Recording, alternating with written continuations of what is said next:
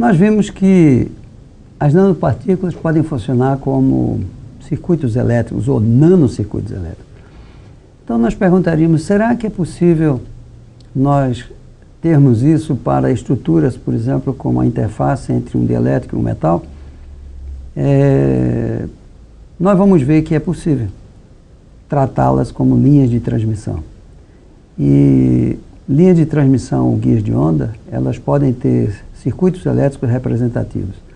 E isso é uma coisa extremamente interessante, porque uma vez que nós estamos tentando ligar ótica com eletrônica, por exemplo, então poder traduzir vários elementos ópticos através de uma linguagem de circuitos muito facilita àqueles que vão, por exemplo, fazer uma engenharia de produtos e processos. Então, uma linha de transmissão é uma das coisas que estão presentes na nossa vida em vários aspectos, né? Seja um flat cable, seja um cabo USB, mas pode ser a linha de transmissão de potência, né? As torres estão aí distribuídas em todos os lugares, a gente vê, ou mesmo antenas, né? Antenas do nosso celular, antenas de walkie-talkies, que utilizam o próprio espaço como a sua linha de transmissão. Se nós olharmos uma linha de transmissão, a gente vê que ela é um elemento que chama-se distribuído, né? Ou seja, ela ocupa extensões grandes e muito maiores que os comprimentos de ondas envolvidos. No entanto, é possível a gente transformar linhas de transmissão através de teoria de circuitos em circuitos de elementos densos. Nós temos aí uma representação de uma parte de uma linha de transmissão, digamos, de comprimento ΔZ, como é que a corrente entra em um lado, tendo uma certa tensão naquele ponto, e ΔZ adiante, a gente tem a corrente que sai e a tensão que ali está. Entre esses dois pontos de entrada e saída, isso aí é a representação do circuito de duas portas, nós temos resistências, porque os fios podem consumir energia, a condutividade não é perfeita, nós temos indutância, porque nós temos campos magnéticos enlaçando esses fios, nós temos capacitâncias, porque existem diferenças de potencial entre os fios, e nós temos também admitâncias, porque pode ter, digamos assim, vazamento, né, de corrente de um fio para o outro. Então, considerando dessa forma, é possível escrever como é que as tensões e as correntes variam com a distância Z. E nós temos aqui esse circuito que está aqui ao lado, sendo representado aqui por essas equações, como variam a tensão e a corrente digamos, pontualmente, mas a gente está falando de um ΔZ, né? Então, fazendo isso, essa combinação dessas equações nos leva a uma equação correspondente a uma equação de onda. Uma onda de tensão, esse U pode representar uma tensão, uma corrente, que tem uma constante de propagação gama, e essa solução, ela pode ser escrita dessa forma, é uma solução em que o gama é complexo, então não estranhe que parece ser uma solução do tipo exponencial, porque na verdade dentro do gama está embutido um termo complexo. Então, consideremos, por exemplo, as equações de Maxwell. Nós temos aí as equações de Maxwell que se referem à indução, né, entre os campos elétrico e magnético. Então, se nós tomarmos os rotacionais desses campos, nós teremos esse conjunto de equações, né, estão separados aí para a gente ver o rotacional de E e o rotacional de H, o que é que levam, aqui levam, e considerando que os campos são harmônicos, são dessa forma, as derivadas no tempo, elas poderão ser substituídas por menos I ômega vezes o vetor. Fazendo isso, vamos voltar ao nosso caso de uma interface entre um metal e um dielétrico. Eu tenho aí todas as equações de Maxwell, mas acontece que nós sabemos que só teremos interesse em modos TM, de modo que das 6 equações nós passaremos a ter apenas 3. Com essas 3 equações, eu vou aqui, de uma forma muito compacta, relembro a você que se você quiser analisar isso de maneira mais profunda, você encontrará material no nosso site www.ufsm.br. .cepof.inof.usp.br e, por exemplo, estamos fazendo aí a transformada de Laplace dessas equações para que nós estejamos trabalhando no domínio de frequência, agora aqui no caso, a frequência espacial, porque estaremos trabalhando no domínio de gama. O gama é um parâmetro dado por A menos IB, onde A é um coeficiente de atenuação e B uma constante de propagação. Com isso, as três equações de Maxwell escritas lá em cima, elas agora no domínio do gama, elas serão escritas dessa forma. Com essas duas últimas equações que aí estão, nós vamos, lá no caso dos nossos módulos TM, aliás, fazer uma definição de uma tensão que é proporcional ao campo elétrico, de uma corrente que é proporcional ao campo magnético, como está apresentado aí na sua tela. Usando essas equações, é possível chegar às equações que estão à direita, em que nós já estamos incluindo as definições que foram feitas acima. Repare que estas duas equações, elas são exatamente da mesma forma das equações de uma linha de transmissão, em que eu tenho a variação de tensão proporcional à corrente e a variação de corrente proporcional à tensão. E então posso definir um parâmetro neta, a partir do numerador da equação dV é dx proporcional a I, e aí eu tenho uma relação N2 igual a menos gama 2, menos ômega 2, μ0, epsilon 0. Posso dizer que o gama é algo do tipo I beta, onde então eu tenho que gama é B mais IA, né, por definição, e com isso segue esse conjunto de relações que eu aí tenho. Repare que eu posso definir uma impedância e uma admitância a partir das relações, das variações de tensão e corrente, e chegar a equações como aquelas de uma linha de transmissão, de uma onda de tensão e de uma onda de corrente. A onda de tensão corresponderia a uma onda de campo elétrico, a onda de corrente corresponderia à onda de um campo magnético. Com isso, eu posso então fazer o seguinte.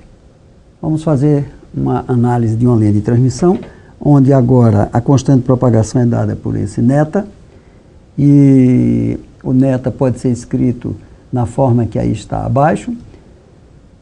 E se é uma linha de transmissão, eu posso escrever um circuito chamado T, utilizando os conhecimentos de circuito de duas portas, em que tenho, digamos, as chamadas resistências em série e uma resistência em paralelo que conecta o fio de cima com o fio de baixo, e com isso você tem aí essas impedâncias em série dadas pela impedância característica da linha de transmissão, que também está definida, neta sobre I ômega epsilon 0, vezes a tangente hiperbólica de neta, que é a constante de propagação W, que é o comprimento da linha de transmissão dividido por 2, e a impedância paralela, que é a impedância característica da linha de transmissão dividida por seno hiperbólico de neta W. Nós estamos com funções hiperbólicas porque essa linha de transmissão tem atenuação. A partir disso, é interessante verificarmos uma coisa. Imagine que eu fizesse o ômega tender para infinito, ou seja, considere que essa linha seja uma linha de transmissão muito grande. Fazendo isso, a gente verifica que a tangente hiperbólica tende para 1 e que o seno hiperbólico tende para infinito. E isso faz com que a nossa impedância de série, ela tenda para, o seu valor tenda para a impedância característica da linha de transmissão, e a impedância paralela tenda para 0. Ora, com isso, o nosso circuito fica desta forma. É como se você curto-circuitasse o fio de cima com o fio de baixo. E com isso, o circuito passa a ser um circuito apenas de uma impedância, porque toda a parte à direita do circuito, já o curto-circuitou, ele fica fora, a corrente não circulará através dele. Para que serve esse comentário? Vamos olhar aqui a interface entre o dielétrico e o metal, você verifique que ao fazer essa interface, você tem uma constante de propagação e você tem uma impedância característica. O dielétrico é uma linha de transmissão, o metal é outra linha de transmissão. Essas duas linhas de transmissão estão unidas na interface. Se eu fizer uma impedância correspondente à linha de transmissão de cima, porque eu tenho meio semi-infinito, então a linha de transmissão tem um comprimento infinito, e eu fizer uma coisa para o metal, considerando que o metal é muito grosso, né? Então o que acontece na interface fica logo ali, então eu posso considerar que eu tenho uma linha de transmissão infinita. Então o meu circuito referente a esses dois materiais unidos corresponde a um circuito desse tipo. Então se eu colocar, né, qual é a impedância referente ao dielétrico, que é caracterizado aí, como você vê, ZD, que vai ser dado pela propriedade do meio, que é a sua permitividade εd. E se você colocar uma constante de propagação neta D, que está dado à sua direita aí, você também vai fazer a mesma coisa com essa impedância para o lado do metal. Então, só que no lado do metal você vai ter a característica ótica do material sendo definida por εm, que vai definir então uma outra característica de linha de transmissão e, evidentemente, uma outra constante de propagação. Nós chamamos o neta-D de KD e o neta-M de KM, porque lá da análise ótica nós havíamos definido esses parâmetros dessa forma. Vocês vão ver que são os mesmos parâmetros. Fazendo isso, existe uma condição de ressonância em circuito em que a impedância total, que seria, no caso aí, já que o circuito, as impedâncias estão em série, seria a soma dessas impedâncias é igual a zero. Então, se a impedância total é igual a zero, você vê que só haverá ressonância nessa interface se ZD for igual a menos EM. E se você faz isso, substituindo os valores de ZD e de ZM, você encontra essa expressão que advém da condição de ressonância. E isso significa dizer que KD sobre εd tem que ser igual a menos KM sobre εm, e isso é exatamente a relação que garante a continuidade dos campos na interface. Isso é que a gente pode dizer a equação transcendental que resolve e que nos dá as condições em que poderá haver a onda SPP. Com isso eu estou mostrando que, tratando a interface oticamente, eu chego a essa condição. Se eu tratar elas, quer dizer, a interface como linha de transmissão, eu vou chegar no mesmo resultado. Então, é possível a gente traduzir a interface entre o metal e o dielétrico como sendo uma linha de transmissão, através da qual eu posso transportar energia e posso realizar, então, como eu faço circuitos ou como faço também ótica, eu posso realizar operações do tipo modulação, filtragem e outras coisas mais. Por isso, a gente pode perceber e prever que essa ligação de elementos ópticos e elementos de eletrônica ou de circuitos, ela será uma coisa natural, só que acontecendo a frequências extremamente elevadas, como é o caso das frequências ópticas. Bom, vamos aplicar a mesma coisa agora para um guia de onda. Você aí tem um metal, você tem um dielétrico, você tem um metal. Esse é o guia de onda que eu estou considerando. E nós vamos montar o nosso Legotoy. Eu tenho as condições de definir quais são as impedâncias características para o metal e para o dielétrico, né? Eu estou vendo que o metal é semi-infinito, então eu posso considerar como sendo um circuito desse tipo, de uma única impedância, como foi o caso das interfaces, mas acontece que o núcleo do guia, ele é finito, então eu não posso fazer aquela aproximação de que o comprimento da linha de transmissão foi para infinito, então ele tem que ser escrito como circuito T, tendo impedâncias de série paralelo dadas por essas expressões que aí estão. Se você pegar essas impedâncias, você vai ter um circuito em que você poderá calcular a impedância total desse circuito. E se você calcular a impedância total do circuito e buscar a condição de ressonância, que é fazer a impedância total igual a zero, você vai obter esta equação. E essa equação, se você trabalhar substituindo nela as suas expressões que transportam as impedâncias, o valor das impedâncias e os valores das impedâncias dados através da permitividade do metal e do elétrico, você vai chegar a uma equação desse tipo, que é exatamente a equação transcendental que resolve um guia de onda simétrico que eu tenha um metal, um dielétrico e um metal. Com isso, nós aplicamos a dois casos, que seriam uma interface e um guia de onda, para que você veja que eu posso tratar essas estruturas com um comportamento plasmônico, em que eu tenho transmissão de energia através de ondas SPP, posso tratá-las como circuitos. Se eu trato como circuitos, e nós estávamos falando que essas estruturas transportam energia, ora, quem descreve isso do ponto de vista de ótica é exatamente o vetor de Poynting.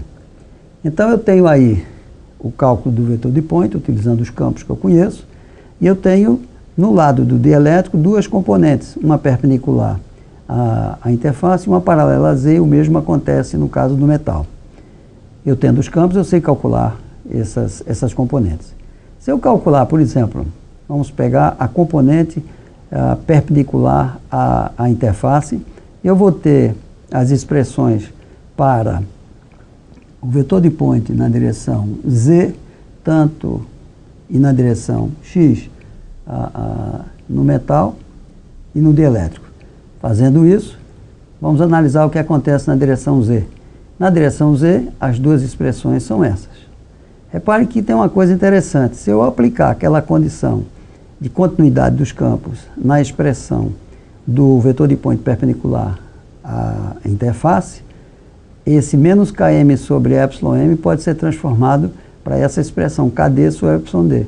E a gente verifica que na interface, que corresponde a z igual a zero, os vetores de Poynting são exatamente iguais. De modo que há um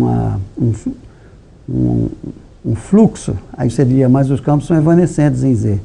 Isso daí nós podemos interpretar como uma fuga de potência do lado do dielétrico para o lado do metal, porque no lado do metal há consumo de energia devido à atenuação, e no lado dielétrico nós vamos dizer que não há, porque eles são transparentes, mas é preciso que a energia do lado dielétrico passe para o metal a fim de que os campos se mantenham respeitando as condições de contorno e as leis de Maxwell. De posse da componente Z do vetor de Poynting, tanto no dielétrico quanto no metal, eu posso fazer uma coisa aqui. Vocês estão vendo aí, desse lado, a interface, né? Segundo as coordenadas x, y, z, nós vamos integrar o vetor de Poynting na direção perpendicular a essa interface. Então nós vamos integrar em x e y, porque nós vamos integrar na área, e isso vai me dar a potência que está passando do dielétrico para o metal.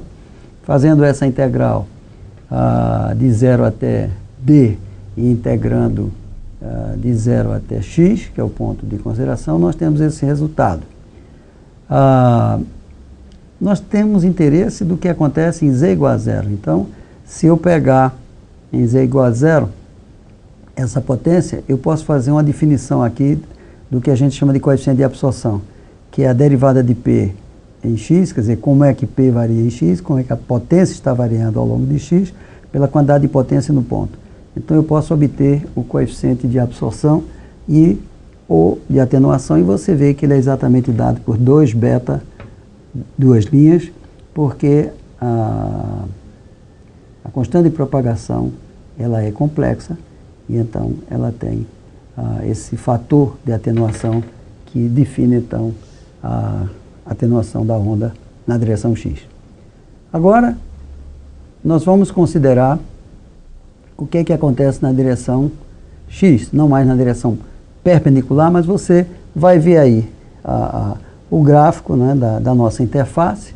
O campo ele é evanescente na direção Z, mas ele tem um vetor de point que aponta na direção X. Aqui tem uma coisa interessante, se eu fosse considerar cada um deles em separado, lembrando que a parte real de εm é maior do que εd, eu vou verificar que a componente correspondente ao dielétrico aponta numa direção, e como m', quer dizer, a parte real da permitividade do metal, ela é negativa, a componente no dentro do metal aponta na direção oposta. Nós já comentamos aqui que isso tem a onda, né, essa estrutura transversal, ela pode ser considerada como um modo, mas que eu não posso separar os dois, apesar de ser interessante e até estranho que um aponte para a direita, o outro aponte para a esquerda. Então, eu tenho que considerar a soma das duas para obter o vetor de point referente à direção X. Com isso, se eu fizer a integração do vetor de point agora ao longo da direção Z e Y, eu tenho então qual é o fluxo de frequência que está, por exemplo, indo ao longo da direção X. E isso, se eu fizer a integração, essa potência num dado ponto X é dado por essa expressão.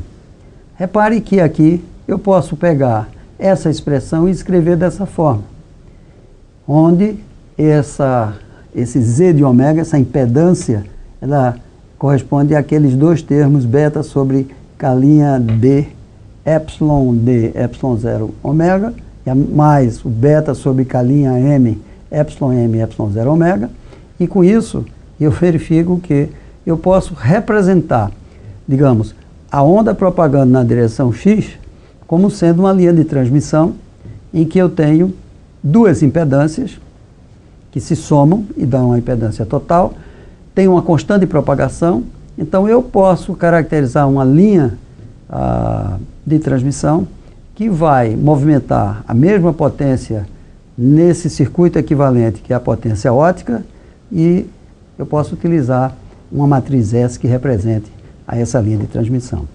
Com isso a gente verifica que tanto na direção C quanto na direção X eu posso ter circuitos que representem o que acontece em nível de propagação de energia, de transferência de energia, e isso me permite poder relacionar elementos nanoplasmônicos com circuitos equivalentes, e nessa junção de ótica com eletrônica eu poder ter uma relação mais fácil entre os dois elementos que, em princípio, parecem estar em mundos diferentes, o mundo da ótica, né, e o mundo da eletricidade.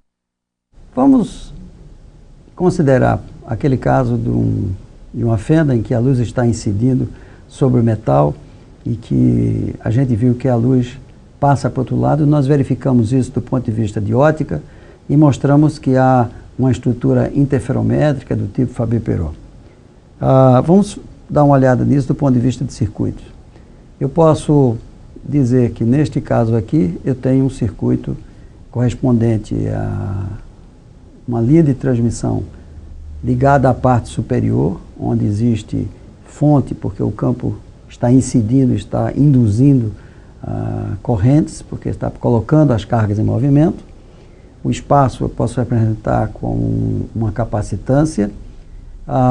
Eu tenho uma linha de transmissão, um guia de onda, que sai da parte superior da fenda para a parte inferior, e na parte inferior eu tenho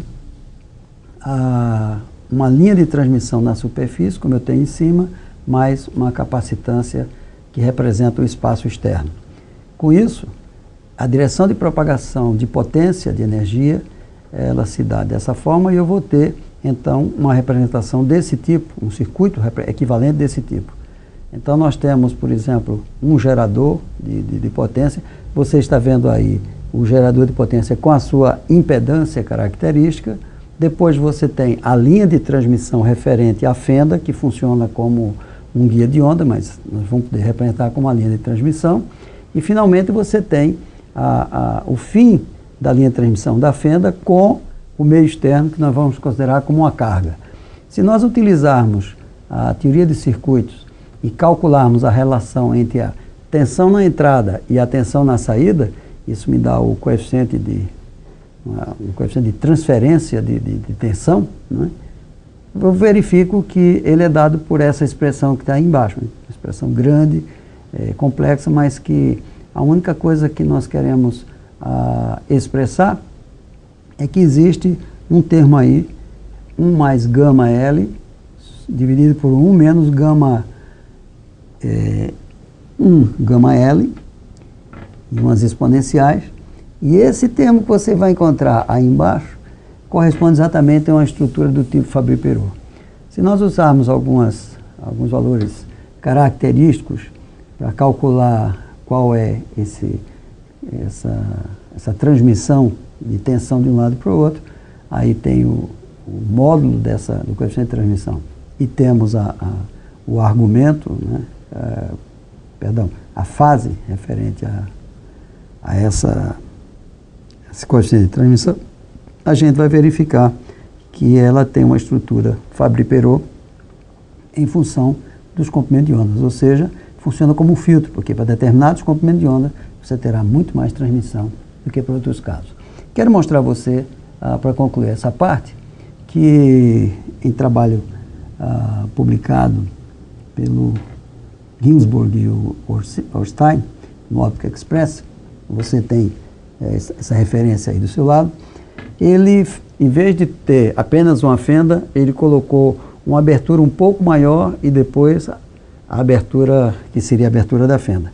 E com isso, você vê nesse gráfico que está em cima, e se você ler esse trabalho, você vai ver que é possível aumentar a capacidade de transmissão de um lado para o outro, porque essa estrutura que ele formou, a primeira parte com uma abertura maior para depois entrar na abertura da fenda, funciona como um casador de impedância, né? Nós diríamos que ele fez um stub, é como se fosse um transformador que casa a impedância, e a gente diz um lambda sobre 4. Então você vê que essas aplicações de circuitos elétricos a sistemas ópticos, essas equivalências são interessantes, podem ser feitas e muito ajudarão para que ótica e circuitos eletrônica você possa transformar uma coisa noutra e você possa fazer análises e com isso facilitar a vida da engenharia que está vindo por aí.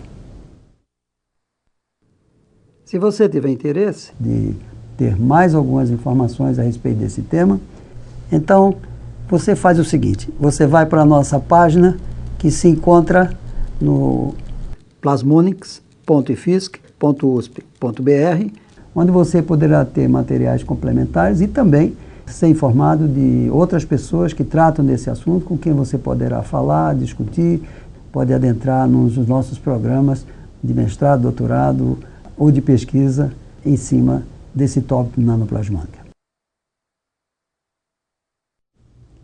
Bem, chegamos ao final do nosso curso Nanoplasmônica, uma tecnologia para uma futura eletrônica em petahertz. A ideia desse curso foi dar a você algumas ideias básicas para que você possa entender essa tecnologia, você possa prever algumas aplicações na sua área ou você queira se preparar nela. Nós temos aqui um resumo daquilo que nós vimos durante esse percurso e, evidentemente, nós não esgotamos o assunto, em momento nenhum pensamos em esgotar o assunto. Apenas informações que pudessem ao máximo dar a você a condição de ter uma visão dessa área. Mas nós queremos lembrar mais uma vez a você o nosso endereço www.cepof.inof.usp.br. Lá você encontrará texto, você encontrará demonstrações sobre aquilo que você viu. Você poderá também ter necessidade de informações sobre os nossos cursos. de mestrado, doutorado ou de pós-doutorado, ou você poderá ter a informação sobre pessoas com quem você possa entrar em contato no sentido de aplicar, por exemplo, esses conhecimentos na sua área própria de trabalho, seja medicina, odontologia, meio ambiente, sensoriamento, telecomunicações, eletrônica, enfim. A ideia foi criar um espaço para que você possa adentrar a essa tecnologia extraordinária que vem surgindo e que, sem dúvida nenhuma, vai levar a nossa capacidade de processar e de transmitir informações a níveis bastante superiores aos que temos no momento. Algumas possíveis aplicações, apenas para lembrar vocês sobre isso. Por exemplo, nós temos aqui um dispositivo que tem o objetivo de ser um multiplexador de frequência, né? Então, você vê aí, nessa parte de baixo, você está vendo aí o dispositivo. Repare que logo aqui embaixo você está vendo o ponto de excitação, onde a luz está chegando, e a partir daí você gera ondas SPP que viajam nessa superfície, atingindo o ponto onde existem moléculas que poderão interagir com esta luz. Essas moléculas poderão ser excitadas. Repare que aí você tem alguns níveis, né, que a molécula, recebendo energia, ela poderá ser excitada para um dado nível, decair para outros níveis, e desse nível mais baixo decair para aqueles que estão lá no conjunto de níveis S0, e aí emitir radiação em diferentes frequências. Essas radiações em diferentes frequências, por sua vez, elas poderão ser transmitidas em SPP e ser coletadas por um dispositivo eletrônico. Esse, por exemplo, é uma aplicação das ondas Surface Plasma Polaritons, que nós estávamos falando e que faz parte do mundo da nanoplasmônica. Processadores de pulso. É possível que a gente, aí no caso, excite uma onda lá no final do dispositivo. Repare que nós estamos excitando uma onda, na verdade um pulso de 200 femtosegundos de largura. Ele é capaz de propagar ao longo da superfície, porque há tempo de resposta suficiente para isso, e nós podemos então desacoplar, retirando essa radiação, e nesse percurso desenvolver alguns tipos de processamento, né?